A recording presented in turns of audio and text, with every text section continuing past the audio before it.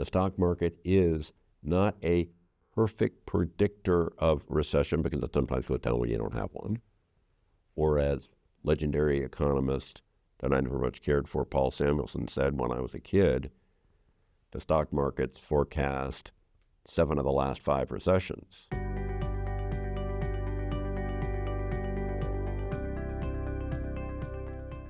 Every month, people send me in questions. I write them on cards big enough for a septuagenarian to be able to read them without his glasses on. And first one here says, and I try to answer them real quickly for you. This is what I call the mailbag, the monthly mailbag. It says, I'm close to retirement. When do you think there'll be a recession, and how can that impact the timing of my retirement? First, I'm going to tell you, I don't know. Predicting a recession is an interesting little feature, but I'm going to make a point to you. Before we have a recession, the stock market always goes down for at least a few months. 4, 5, 6, before the recession gets measurably noticeable. Sometimes the stock market goes down like that anyway, and you don't have a recession, like 2022. But when we have a recession, the stock market always goes down first. The stock market is not a perfect predictor of recession because it sometimes goes down when you don't have one. Or as legendary economist that I never much cared for, Paul Samuelson, said when I was a kid, the stock market's forecast 7 of the last 5 recessions. But the fact of the matter is, as long as you have seen global new highs in the stock market like we have in December, domestically and globally, you know we're not getting to a recession real soon.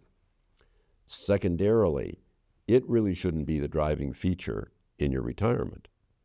What you should do is look at what you have and make sure that you have enough assets, liquid and otherwise, that you can live comfortably whether there's a recession or not. What does a recession do? Well, basically what a recession does, it brings down values temporarily and may bring down, depending on what you're investing in, cash flow temporarily until you get to the other side of the recession. And then it gets better. So you need to make sure you've got enough cushion that you can withstand that, whether recession or not. Nobody should be retiring on the presumption that there is no recession at all ahead, because someday we're going to have them, that's for sure. It's just the nature of it all. So that's one. I'm in my mid-30s, and I have a little bit of spare money. I have a reasonably high mortgage on a high interest rate. Is it better to put money into my retirement portfolio or into my mortgage? You're not going to like the answer I'm going to give you to this one. You're just not. I don't know the rest of what you got going here. For example, I don't know how stable your job is. I don't know what your future is. I don't know anything else about you. The most important thing about investing, whether it's investing in your home or whether it's investing in other things, liquid or illiquid, the most important thing that you should know is more about who you are. And I encourage you, there's lots of books that cover this topic. But first, I encourage you to look at who you are, what you're about, what your future's about, what the stability of your job is, and then read a couple of books on that trade-off of what you should do about mortgage versus investing in other things.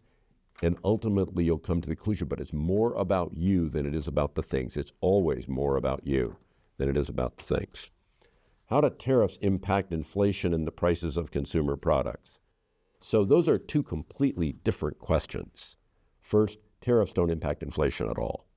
Inflation comes from the government creating excess money relative to the growth of the economy. As I say over and over again, and no one ever wants to believe me, it doesn't come from government spending. It doesn't come from other stupid stuff that governments do, although they do plenty of it. It comes from the central bank creating money at a faster rate than the growth rate of GDP in the country. Now, GDP isn't measured perfectly accurately, and the quantity of money is measured in 4 different ways, and no one really knows perfectly what the right way is. But if we take money, maybe the average of the 4 different ways, and you grow it by 6%. When the economy grows at 2%, you're going to get 4% inflation over time, with a little time lag from the time the money was created. Well, what happens if they impose tariffs and the central bank isn't increasing the quantity of money? Well, the tariffs make that item more expensive in your country to buy.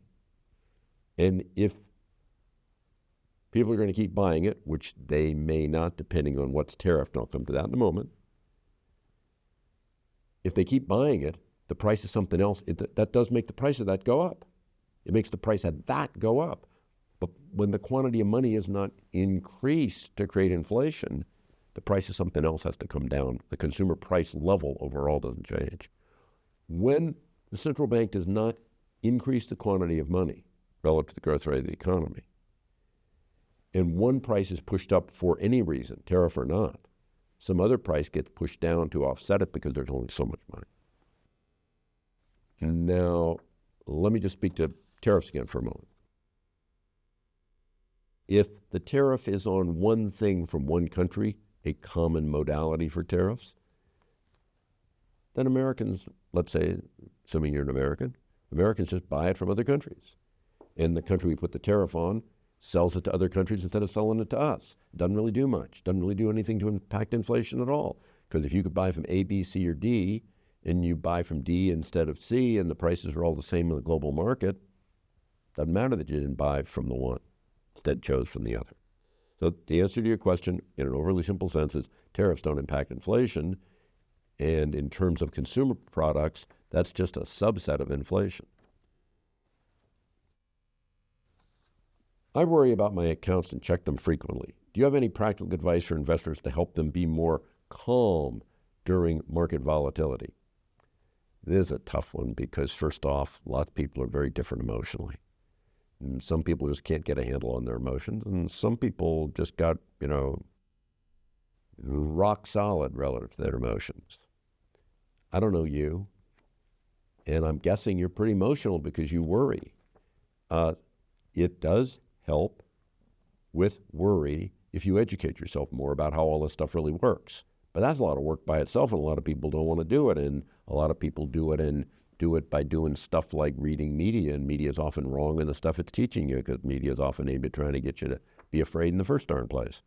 So, unfortunately, let me try to play this in the way that I think is right. And I say this before about so many different things and different topics. The most important thing about advice for investors is to know themselves. The more you know yourself, the less you're going to get yourself into trouble. And if you're having a lot of emotional issues relative to your investments, I'm not trying to say you're crazy. You're not. But maybe you want to see a psychologist to get a little impact on why and how you worry less. There's a lot of different techniques for that, but it's really about knowing yourself first as to which of those will work. I can't render you macro advice on that in this because this is all aimed at short answers. But education about how markets work, learning about yourself, like with anything else that's emotional, family problems or any other thing, maybe you want to seek some counseling. But the reality is, I've been involved in markets all my adult life. I've been doing this professionally for over 50 years. That don't rattle me worth a darn. But I got 50 years into doing it. So, I don't know how old you are. I don't know how much experience you've had. I don't know if you've made a lot of mistakes before, or you're new to this, or you've done well, but you worry anyway. So I think the prior advice that I gave you is about the best that I can. I keep hearing about a soft landing. Can you explain what that means? I've always thought it was a ridiculous concept. First off, it assumes there's a landing. A landing from what? Was there a fall before? Have we been floating down through the air and suddenly we're about to create? It's in some ways, it's a presumption that we didn't really have to be afraid in the first darn place. It is going to be okay. And things are going to be smooth and soft moving forward instead of a crash from the stupidity of what we thought before that led us to having to free fall. Oh my gosh. I actually don't have a good explanation for you about what a soft landing is, because it presumes there was a falling first to crash, and that you're not going to crash. Usually it just means that the people that talk about it had wrong expectations in the beginning, and they couldn't see the reality ahead of them. And it turns out to be not bad like they thought it was. It's actually okay. I just think it's a strange, misguided term, and if I were you, I wouldn't pay much attention to it. It's a statement about expectations and sentiment more than it's a statement about reality. Thank you very much. I hope you found this month's answers useful. This month, my answers were not as good as I'd like them to be, because a lot of them I don't really have good answers for. But please send them in next month and tune in, and I'll try to give you the best answers I can. Thank you so much. Appreciate it. Talk to you next month.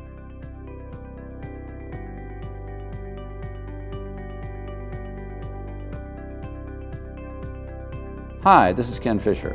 Subscribe to the Fisher Investment YouTube channel if you like what you've seen. Click the bell to be notified as soon as we publish new videos.